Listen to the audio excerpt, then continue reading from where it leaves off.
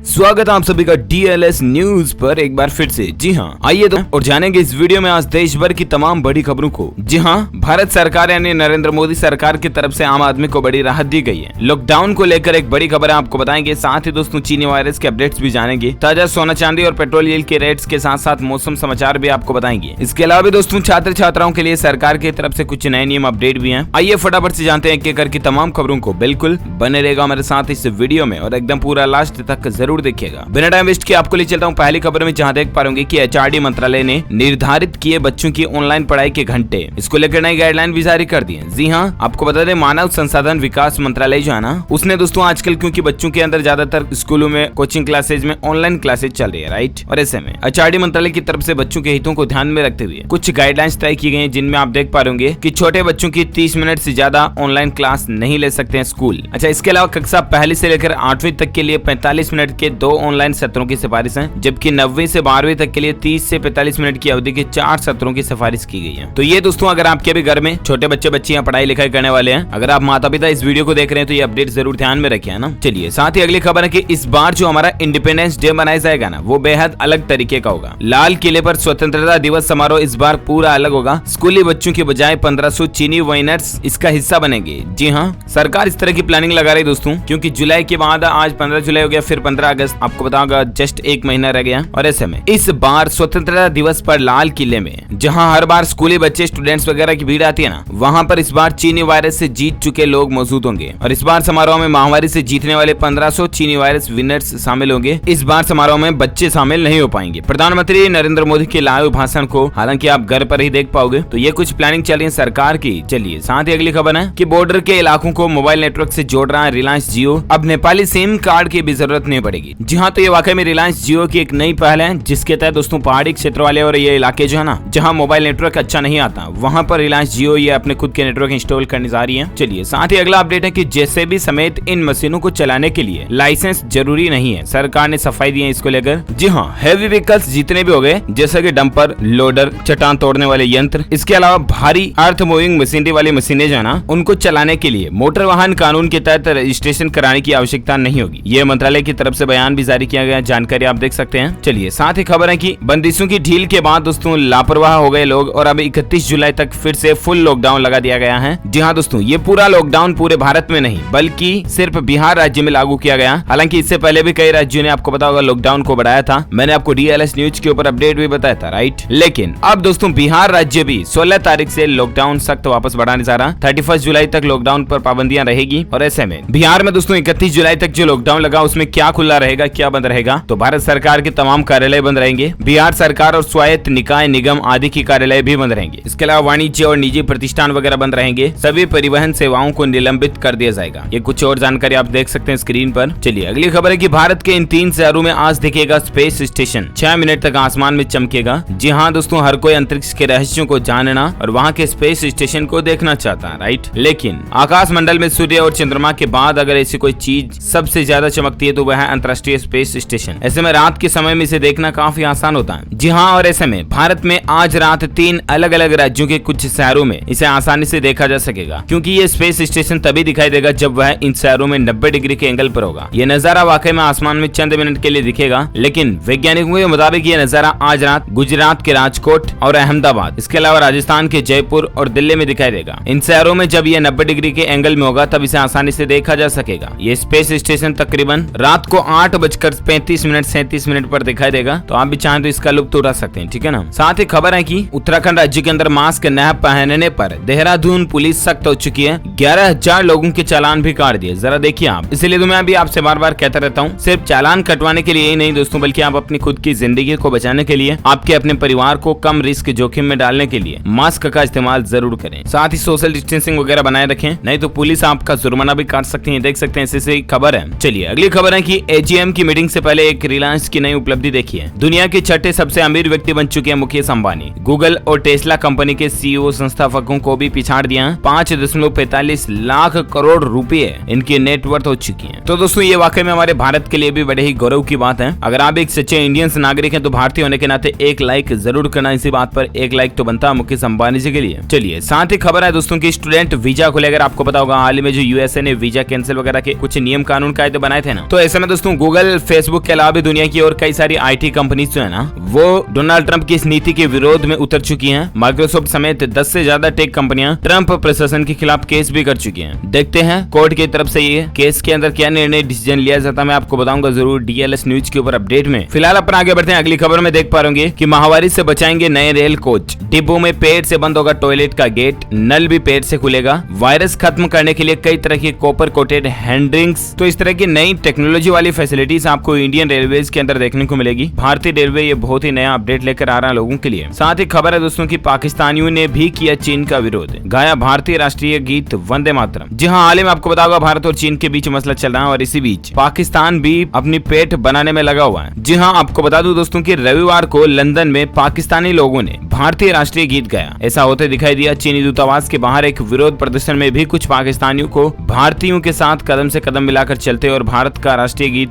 वंदे मातरम गाते देखा गया। हालांकि इसके पीछे पाकिस्तान की कोई और नई चाल है या फिर कोई रियलिटी है, देखते हैं। जो कोई भी खुलासा होगा मैं आपको बताऊंगा। फिलहाल अगली खबर है दोस्तों, एक और डील देखिए। रिलायंस जियो में गूगल कंपनी 30,000 करोड़ रुपए का निवेश यानी कि इन्वेस्टमेंट करने जा रही है। अगले सप्ताह तक इस बात की घोषणा भी हो सकती है। आपको बताऊंगा हाल ही में फेसबुक ने भी इसी साल 22 अप्रैल को जियो के प्लेटफॉर्म में 43,000 करोड़ रुपए का निवेश किया था, राइट। और अब कंपनी गूगल भी इन्वेस्टमेंट करने की प्लानिंग बना रही है, इस तरह की मीडिया रिपोर्ट चल रही है। चलिए साथ ही अगली खबर में बात करें आज के मौसम समाचार वेदर न्यूज अलर्ट को लेकर। देख पा रहे कि इन राज्यों में आज भारी बारिश की चेतावनी है। गंगा और यमुना नदी में बाढ़ जैसे हालात बन रहे हैं, तबाही मचने की संभावना है। जहां देश के कई अलग अलग राज्यों में बारिश और ओले गिरने, बिजली गिरने की चेतावनी और सिलसिला भी जारी है, राइट। लेकिन इसी बीच दोस्तों असम और बिहार में तो नदियों का जलस्तर खतरे के निशान से ऊपर बह ही रहा। वही लगातार झमाझम हो रही बारिश से गंगा और यमुना नदी का जलस्तर भी बढ़ा है। प्रयागराज में बीते 3 दिनों से लगातार गंगा और यमुना का जलस्तर बढ़ा हुआ है, जिसके बाद घाटों पर रहने वाले तीर्थ पुरोहितों, नाविकों और श्रद्धालुओं को अलर्ट भी किया गया है। अगले 24 से 48 घंटों के दौरान और किन किन राज्यों में भारी बारिश हो सकती है, तो ऐसे में संपूर्ण भारत के आज 15 जुलाई के मौसम पूर्वानुमान की अगर बात करें ना, तो आगामी 24 घंटों के दौरान दक्षिण गुजरात, कोंकण, गोवा, तटीय कर्नाटक, विदर्भ के कुछ हिस्सों में, साथ ही मराठवाड़ा, तेलंगाना, उत्तरी आंतरिक कर्नाटक, उप हिमालय, पश्चिम बंगाल, सिक्किम और अंडमान निकोबार द्वीप समूह में हल्की से मध्यम बारिश हो सकती है। साथ ही पूर्वोत्तर भारत, पश्चिम बंगाल, पूर्वी बिहार, झारखंड, उड़ीसा, मध्य प्रदेश, छत्तीसगढ़, गुजरात, पूर्वी और मध्य दक्षिण पूर्वी राजस्थान, शेष बिहार, उत्तर प्रदेश के मध्य और पूर्वी हिस्सों में, साथ ही उत्तराखंड, केरल, लक्षद्वीप में कुछ जगहों पर हल्के से मध्यम बारिश की संभावना है। पंजाब, जम्मू कश्मीर, हरियाणा में भी कुछ जगहों पर बारिश हो सकती है। तो ये रहे आज के मौसम समाचार। और आइए अब बात करते हैं आज के सराफा बाजार में सोना चांदी के क्या रेट चल रहे हैं। तो सोना और चांदी के भाव की बात करें तो गिरावट देखी गई है। सोना 50,000 रुपए के नीचे आ चुका है। सोने की कीमत में 114 रुपए की गिरावट है और सोना का रेट अभी आज 50,000 रुपए प्रति 10 ग्राम चल रहा है। वही चांदी की बात करें तो चांदी में अच्छी खासी गिरावट देखने को मिली है। जी हाँ, चांदी के भाव में भी 140 रुपए की गिरावट आई और उसके बाद अभी चांदी का रेट चल रहा है 53,427 रुपए प्रति किलोग्राम। वही बात करें आज के पेट्रोल और डीजल के रेट की ना, तो कुछ अपडेट देख पा रहे कि पेट्रोल और डीजल पर टैक्स बढ़ाने से केंद्र सरकार को होगा 2.25 लाख करोड़ रुपए का फायदा। जहां दोस्तों मई महीने में केंद्र सरकार ने डीजल पर 13 रुपए जबकि पेट्रोल पर 10 रुपए प्रति लीटर की एक्साइज ड्यूटी वगैरह को बढ़ा दिया था और इसके चलते पेट्रोल की कीमतों में महंगाई भी देखने को मिली थी। तो ये कुछ ज्यादा जानकारी आप देख सकते हैं। वहीं आप बात करें दोस्तों की चीनी वायरस को लेकर देश में क्या नए अपडेट चले हैं, तो ताजा आंकड़ों की अगर बात करें तो भारत में पिछले 24 घंटों के दौरान 29,000 केस बढ़े हैं। बिहार में 16 से लेकर 31 जुलाई तक, कंटेनमेंट जोन में 19 जुलाई तक, बंगाल के इन 2 जगहों पर लॉकडाउन फिर से बढ़ा दिया गया, जैसा कि मैंने आपको अपडेट बताया था। देश भर में कुल संक्रमित लोगों की संख्या 9,37,000 से ज्यादा पहुंच चुकी है। वहीं पिछले 24 घंटों के दौरान जान जाने वाले लोगों की संख्या 587 रही है। देश में अब तक चीनी वायरस से टोटल मरने वालों की संख्या 24,315 हो चुकी है। यूपी और पश्चिम बंगाल में जान जाने वालों का आंकड़ा 1,000 के करीब पहुंच चुका है। कर्नाटक में 7 दिन में 700 लोगों की जाने गई है। तो ये कुछ ताजा अपडेटेड आंकड़े भी आप देख सकते हैं स्क्रीन पर कि 9,37,000 से ज्यादा टोटल संक्रमित हो चुके हैं, जिनमें से 3,19,000 एक्टिव केस हैं, जबकि 5,93,000 रिकॉर्ड भी हो चुके हैं। वहीं 24,315 लोगों की जान जाने की खबर है, ठीक है ना। इसी बीच दोस्तों एक राहत भरी बात देख पा रहे होंगे, चीनी वायरस को लेकर देश में लाइव अपडेट है कि देश में चूहे और खरगोश पर 2 वैक्सीन का ट्रायल हुआ। इस महीने के आखिर में ह्यूमन ट्रायल भी शुरू हो जाएगा। देश में अब तक 9,11,000 केस हो चुके हैं। चलिए इसी बीच एक राहत भरी खबर है कि चीनी वायरस के केस में रोजाना होने वाली बढ़ोतरी में कुछ कमी देखी गई है औसत रेशियो के हिसाब से, है ना। साथ ही खबर देख पा रहे होंगे अभी का एक लाइव अपडेट आया, जैसा कि मैंने आपको शुरू में बताया था दोस्तों की टेक कंपनियां जो है ना, फेसबुक, गूगल, माइक्रोसॉफ्ट वगैरह, इसने अमेरिका के राष्ट्रपति डोनाल्ड ट्रंप के विदेशी छात्रों के वीजा को लेकर जो मसला था उसका विरोध किया था, राइट। लेकिन इसी बीच एक लाइव अपडेट देखिए आप कि ट्रंप प्रशासन ने बदल दिया अपना विवादित फैसला। विदेशी छात्रों के वीजा रद्द करने का फैसला ट्रंप प्रशासन ने वापस ले लिया। कोर्ट में सुनवाई के दौरान इस आदेश की जानकारी दी गई। तो ये वाकई में दोस्तों भारतीय छात्रों के साथ साथ पूरी दुनिया के लाखों स्टूडेंट्स के लिए राहत की बात है कि आखिर डोनाल्ड ट्रंप सरकार ने ये फैसला वापस ले लिया जो विदेशी छात्रों के वीजा वगैरह का था ना, तो ये अच्छी बात है। अमेरिका में रहकर ऑनलाइन एजुकेशन हासिल कर रहे विदेशी छात्रों का वीजा रद्द करने के फैसले को ट्रंप प्रशासन ने वापस ले लिया है ना। चलिए अगली खबर है कि शेयर मार्केट में भी लुढ़क यानी कि कमजोरी देखने को मिली है। लॉकडाउन और कर्फ्यू की स्थितियों के बीच बाजार फिसला है। BSE 660 और निफ्टी 195 अंक नीचे बंद हुआ। सेलिंग में 33% गिरावट बनी बाजार गिरने का कारण। ये कुछ सेंसेक्स निफ्टी वगैरह का डिटेल आप देख सकते हैं। चलिए साथ ही खबर है कि आज दोस्तों 3-4 एग्जाम के रिजल्ट्स जो है ना वो अनाउंस होने जा रहे हैं। मैं आपको फटाफट से बता देता हूँ। एक तो कर्नाटक के 12वीं बोर्ड का रिजल्ट भी आज ही आने जा रहा है और आप KAR results.nic.in पर चेक कर सकते हैं। यानी इंडिया रिजल्ट के ऊपर आपको सभी के रिजल्ट देखने को मिल जाएंगे। अच्छा तो एक तो आज 12 बजे कर्नाटक बोर्ड के 12वीं के रिजल्ट आ रहे हैं, ठीक है ना। एक दोस्तों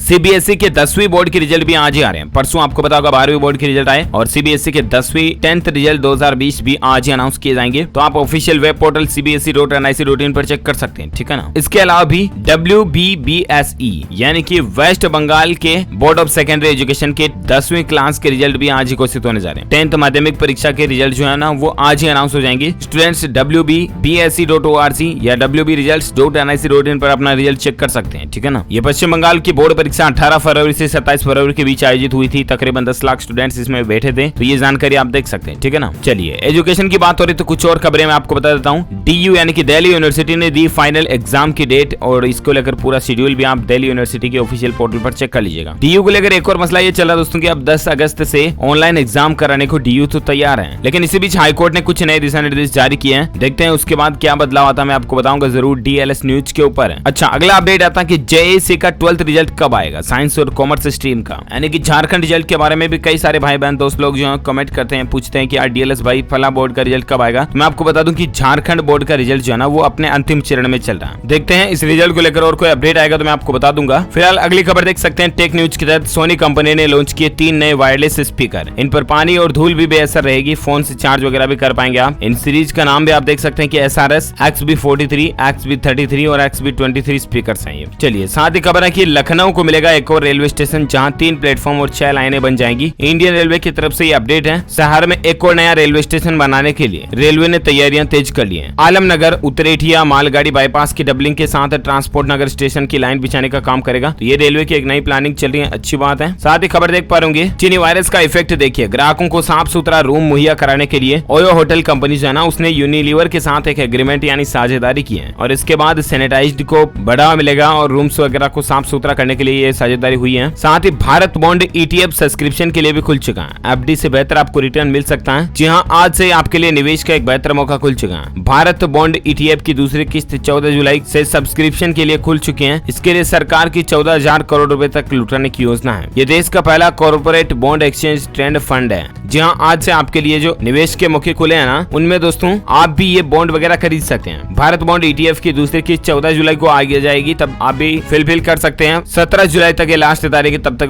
बंद हो जाएगा, उसके बाद फिर आप निवेश नहीं कर पाएंगे, है ना। साथ ही खबर है कि अंबेडकर यूनिवर्सिटी दिल्ली अगले सेमेस्टर से 5 नए कोर्स लॉन्च करेगी। कौन कौन से कोर्स हैं तो आप देख सकते हैं। अंबेडकर यूनिवर्सिटी में अगले सेमेस्टर से लॉन्च होने वाले 5 नए कोर्स, जिनमें BBA, MBA in innovation, MBA Hindi, MPhil disability disease, उनके ऊपर स्टडीज वगैरह जानने को मिलेगी। तो ये कुछ नए कोर्स जो है ना अंबेडकर यूनिवर्सिटी शुरू करने जा रही है। चलिए साथ ही अगली खबर है राजनीति को लेकर। आपको पता होगा राजस्थान राज्य के अंदर मसला चल रहा है अशोक गहलोत और सचिन पायलट के बीच में, और ऐसे में सचिन पायलट को पद से हटाने पर गुर्जर भड़क चुके हैं। गुर्जर जाति सड़कों पर भी उतर चुके हैं। कई जिलों में अलर्ट भी घोषित किया गया इसको लेकर। बांसुर में गुर्जर समाज के लोगों ने मुख्यमंत्री अशोक गहलोत और स्थानीय विधायक शकुंतला रावत का पुतला फूंका। वहीं दोस्तों जिले में भी कुछ ऐसा ही देखने को मिला। देखते हैं राजनीति और किस मोड़ पर जाती है और राजस्थान राज्य के अंदर क्या नए अपडेट आते हैं, मैं आपको बताता रहूंगा। अगली खबर देख सकते हैं कि BCCI यानी कि भारतीय क्रिकेट कंट्रोल बोर्ड को एक बड़ी जीत मिली है। वर्ल्ड स्पोर्ट्स ग्रुप से 10 साल पुराने विवाद में भारतीय बोर्ड के हक में फैसला निकला है और अब 850 करोड़ रुपए जो है ना BCCI को मिलेंगे। तो ये भी भारत के लिए अच्छी बात है। साथ ही खबर देख सकते हैं कि सरकारी स्कूल नहीं काटेंगे पलायन कर चुके प्रवासी कामगारों के बच्चों के नाम। बिना दस्तावेज भी उनको एडमिशन देना जरूरी होगा। जी हाँ दोस्तों, मानव विकास मंत्रालय जो है ना, संसाधन विकास मंत्रालय, उसने प्रवासी मजदूरों के बच्चों को लेकर एक अहम नई गाइडलाइन जारी की है। मंत्रालय ने राज्यों और केंद्र शासित प्रदेश देशों को प्रवासी कामगारों के बच्चों से जुड़ा डेटा इकट्ठा करने को कहा है। और मंत्रालय ने कहा कि जिन शहरों से बच्चों का प्रवास हुआ ना, वहाँ के सरकारी या सरकार समर्थित स्कूल ऐसे बच्चों के नाम न काटें। वहीं इस प्रवास के दौरान बच्चे जहाँ गए हैं वहाँ के स्कूलों में बिना दस्तावेज के इन्हें दाखिला दिए जाने का निर्देश भी दिया गया। तो ये राहत की बात है। गाइडलाइन में कहा गया कि बच्चों को ट्रांसफर सर्टिफिकेट या पिछले क्लास में होने से जुड़ा कोई दस्तावेज न मांगा जाए। परिवार द्वारा दी गई जानकारी को सही मानकर बच्चे को दाखिला दिया जाए। तो ये राहत की बात है ना। इसी बीच टेक न्यूज को लेकर एक खबर है दोस्तों की एयरटेल कंपनी जो है ना, उसने एक वीडियो कॉन्फ्रेंसिंग ऐप पेश किया जिसका नाम है ब्लू जींस, जो कि जियो म्यूट और जूम को टक्कर देगी। आसानी से ब्लू जींस इस्तेमाल भी आप कर सकते हैं। स्काइप वगैरह जो है ना, उस तरह की टेक्नोलॉजी इसमें आपको मिलती है ना।